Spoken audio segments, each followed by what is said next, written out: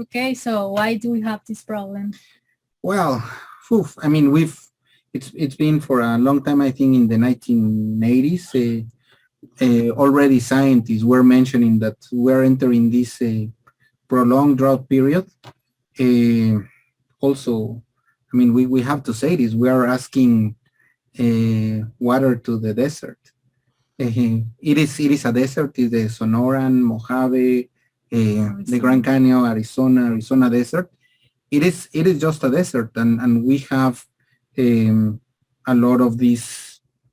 Yeah, we're asking way too much for a region that we know that it has a scarcity in water, and then of course we're gonna have some increase in the water demands temperatures. I don't know. Yeah, at the same time, as consequence of climate change, we have rising temperatures and definitely could increase the water demands. And this is going to be very important to Mexicali Valley, the main user of the Colorado River. And I mean, this valley is in an arid region with high temperatures, like over 50 degrees Celsius in summer. So the crop water requirements are going to increase.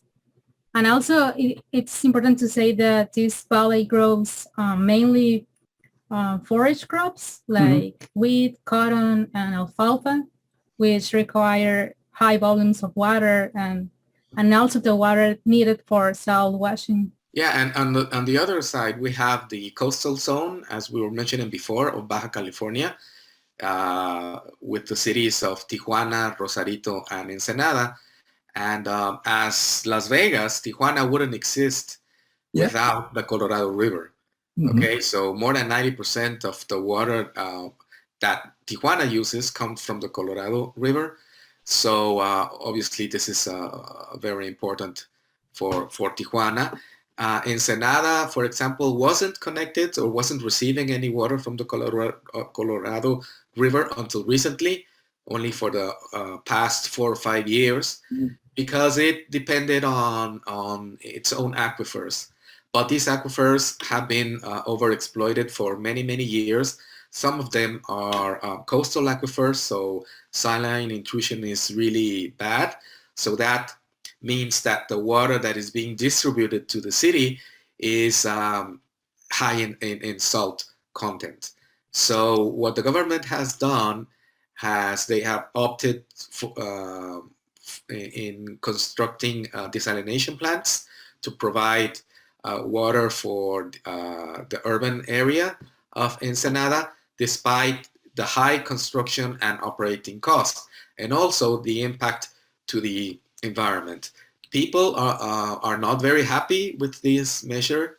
You know, I mean, I think most of the people in Ensenada are not happy with the need for the desalination plants, but this was an initiative coming right from the top, from the federal government, and even there are some solid plans to build a very, very large desalination plant in Rosarito that would supply water for Tijuana and water for Rosarito, and even extra officially, it would also deliver some water to San Diego if San Diego would need this.